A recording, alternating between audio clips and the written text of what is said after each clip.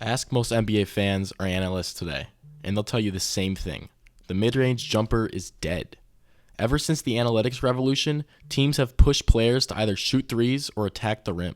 But here's the thing, that's only half the story. The mid-range never actually died. It just evolved. While the average player has moved away from it, the game's best players, guys like DeMar DeRozan, Shai Gilgeous-Alexander, and Kevin Durant, have kept it alive and turned it into one of the most valuable weapons in basketball. So today, we're going to break it all down. Why the mid-range still matters, and how it becomes even more important when the game matters the most. Not that long ago, the mid-range wasn't just a part of the game, it was the game. Michael Jordan built his dynasty on it. Kobe Bryant used it as his closer's move. Tim Duncan's bank shot from 15 feet was automatic. But then, the numbers started to change how teams thought about offense. Analysts pointed out that a three-pointer was worth 50% more than a two, and that layups and free throws were the more efficient ways to score. Coaches took notice. The Houston Rockets under Daryl Morey practically banned the mid-range altogether, living by the motto, layups and threes or nothing. And for role players, that made sense. Teams didn't want average guys settling for tough twos when they could stretch the floor with threes or cut to the rim. Slowly, the mid-range became labeled as an inefficient shot. But here's what often gets overlooked. Efficiency is different when you're a superstar. For the best of the best, the mid-range isn't a bad shot. It's the exact shot they want. That's why it's survived through all the talk about analytics. When you think of the modern mid-range, one name immediately comes to mind: DeMar DeRozan. He's the living, breathing proof that the shot is still alive. DeRozan has built his entire career on mastering the art of the mid-range. He doesn't rely on the three ball like most wings today. Instead, he uses footwork, pump fakes, and patience to get to his spots, usually around that 15 to 18 foot area, where he's nearly automatic. What makes him so effective is how he manipulates defenders. He's not the fastest guy on the floor, but he knows how to get you off balance, how to use screens, and how to punish you the second you overcommit. It's textbook scoring from an area most players don't even practice anymore. During his best years with the Bulls, DeRozan ranked at or near the top of the NBA in mid-range field goals made. And he wasn't just taking them, he was hitting them at an efficient clip. Late in games when defenses tighten up, DeRozan thrives. In fact, he's one of the best clutch scorers in the league because his mid-range jumper is reliable no matter the situation. DeRozan shows us something important. The mid-range isn't outdated. It's timeless. If you can get to your spot and knock it down, analytics don't matter. A bucket is a bucket. While DeRozan represents the veteran guard keeping the tradition alive, Shai Gilgeous-Alexander represents the future. He's one of the best young players in the league, and his mid-range game is already elite.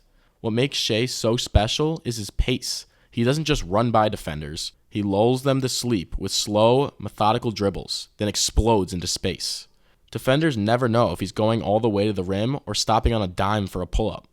That unpredictability makes his mid-range jumper deadly. Last season, Shai was one of the most efficient scorers in the NBA for mid-range. According to tracking data, he ranked near the top in both attempts and percentage on pull-up twos. And it's not just empty stats. Those mid-range shots came in crucial moments. When defenses cut off the rim and guarded the three-point line, Shai punished them by raising up from 15 feet. He's showing us that the mid-range isn't just for veterans holding on to old habits. It's becoming a weapon for the next generation of stars who want to be complete scorers. Shai is proving that in order to dominate in today's NBA, you need the three-level scoring threat at the rim, from three, and from the mid-range. And then there's Kevin Durant, the undisputed mid-range king of the modern NBA. Durant's combination of size, skill, and touch makes his mid-range jumper one of the most unstoppable weapons in basketball history. At nearly 7 feet tall with a high release and perfect mechanics, his shot is almost impossible to contest. Defenders can do everything right, and it doesn't matter. Durant will just rise up and shoot over you. The numbers are staggering. Year after year, Durant ranks among the league leaders in mid-range efficiency. During playoff runs, when defenses game plan for weeks just to slow him down, the mid-range remains his go-to weapon. Remember the 2021 series against the Bucks? Durant's pull-ups and fadeaways from 18 feet nearly carried the Nets past the eventual champions, even without Kyrie and a healthy Harden. Durant proves something critical. The mid-range isn't just alive, it's a championship shot. When everything breaks down, when the defense takes away threes and clogs the rim, the mid-range is often the only option left. And for KD, that option is money every time. So why does the mid-range still matter? Their answer is simple: the playoffs. During the regular season, teams can live on threes and layups. But in the postseason, defenses tighten up. They load the paint, chase shooters off the line, and force teams into tougher shots. That's when the mid-range comes back to life. It's no coincidence that most of the best scorers in playoff history, the Jordans, Kobes, Durants, Kawhi, are mid-range killers. They understand that sometimes the best shot isn't the one analytics tell you to take. It's the one you can hit under pressure. DeRozan, Shea, and Durant each prove in their own way that the mid-range isn't a weakness. It's a separator.